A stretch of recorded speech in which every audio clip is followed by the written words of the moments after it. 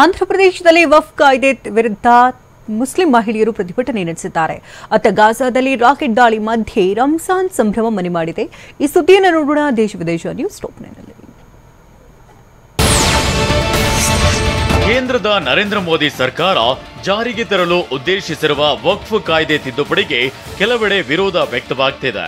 ಈ ಸಂಬಂಧ ಆಂಧ್ರಪ್ರದೇಶದ ವಿಜಯವಾಡದಲ್ಲಿ ಮುಸ್ಲಿಂ ಮಹಿಳೆಯರು ಪ್ರತಿಭಟನೆ ನಡೆಸಿದ್ದಾರೆ. ಮುಖಕ್ಕೆ ಬಟ್ಟೆ ಕಟ್ಟಿಕೊಂಡು ನೂರಾರು ಮಹಿಳೆಯರು ವಕ್ಫ್ ಮಸೂದೆಯನ್ನ ವಿರೋಧಿಸಿ ಘೋಷಣೆ ಕೂಗಿದ್ದಾರೆ. ಭಾರತದಲ್ಲಿ ಅದರಲ್ಲೂ ಜಮ್ಮು ಮತ್ತು ಕಾಶ್ಮೀರದಲ್ಲಿ ಸತತವಾಗಿ ಭಯೋತ್ಪಾದನೆಯನ್ನ ಪ್ರಾಯೋಜಿಸುತ್ತಿರುವ ಪಾಕಿಸ್ತಾನದ ವಿರುದ್ಧ ಈಗ ವಕೀಲರ ಸಮೂಹ ಆಕ್ರೋಶಗೊಂಡಿದೆ. ಜಮ್ಮು ಮತ್ತು ಕಾಶ್ಮೀರದ ಹೈಕೋರ್ಟ್ನ ವಕೀಲರ ಪರಿಷತ್ನ ವಕೀಲರ ಸಮೂಹ ಕಥುವಾದಲ್ಲಿನ ಭಯೋತ್ಪಾದಕರ ದುಷ್ಕೃತ್ಯ ಖಂಡಿಸಿ ಪಾಕಿಸ್ತಾನದ ವಿರುದ್ಧ ಪ್ರತಿಭಟನೆ ನಡೆಸಿದ್ದಾರೆ.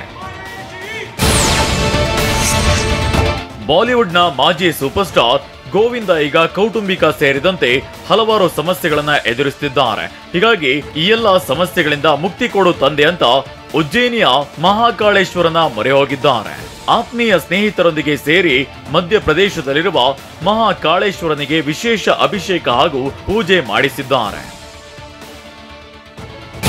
ಚೆನ್ನೈನಲ್ಲಿ ಆರ್ಸಿಬಿಯನ್ನ ಬಗ್ಗು ಬಡಿದಿದ್ದ ಆರ್ಸಿಬಿ ಬಾಯ್ಸ್ ಬೆಂಗಳೂರಿಗೆ ಬಂದಿಳಿದಿದ್ದಾರೆ. ಇನ್ನು ಮತ್ತೊಂದು ಕಡೆ ಸಿಎಸ್ಕೆಗೆ ಸೋಲುಂಟಿತಕ್ಕೆ ತಲಾ ಧೋನಿ ಫುಲ್ ಟ್ರೋಲ್ಗೆ ತುತ್ತಾಗಿದ್ದಾರೆ. ಈ ಸುದ್ದಿಗಳನ್ನು ನೋಡೋಣ ಕ್ರೀಡೆ ಮತ್ತು ಸಿನಿಮಾ ನ್ಯೂಸ್ ಟಾಪ್ನಲ್ಲಿ.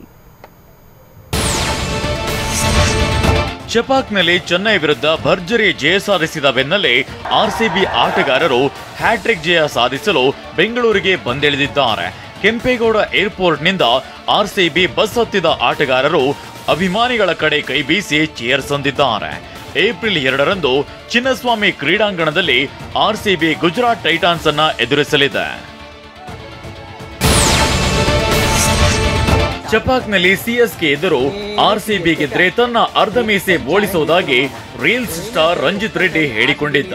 ಸಿಎಸ್ಕೆ ಹೀನಾಯವಾಗಿ ಸೋಲ್ತಾ ಇದ್ದಂತೆ ರೀಲ್ ಸ್ಟಾರ್ ಅರ್ಧ ಮೀಸೆ ಬೋಳಿಸಿದ್ದಾನೆ. ರಂಜಿತ್ ನನ್ನ ಆರ್ಸಿಬಿ ಫ್ಯಾನ್ ಸೋಷಿಯಲ್ ಮೀಡಿಯಾದಲ್ಲಿ ಹಿಗ್ಗಾಮುಗ್ಗಾ ಟ್ರೋಲ್ ಮಾಡಿದ್ದಾರೆ.